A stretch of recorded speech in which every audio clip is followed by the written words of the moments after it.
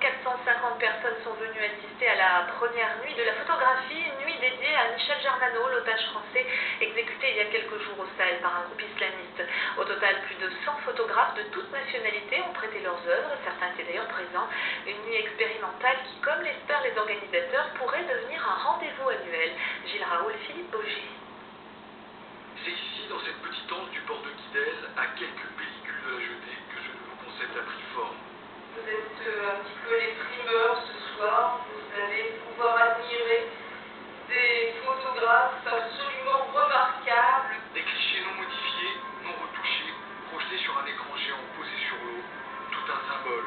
Il y a bien sûr un message, c'est de pouvoir être enfin maître de ce que l'on fait, d'être enfin maître de cette nuit de la photo et de ne pas avoir de censure en fait.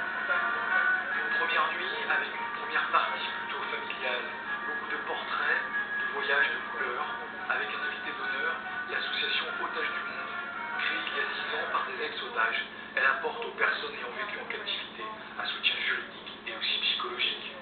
Revenir de captivité, c'est pas évident. Il y a parfois des séquelles qui sont visibles 15, 20 ans plus tard.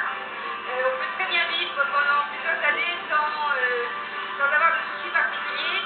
Et puis, 15 ans plus tard, c'est ce qu'on appelle un peu le syndrome de l'otage. Et on commence à avoir des cauchemars, à se rappeler beaucoup de choses, des choses difficiles.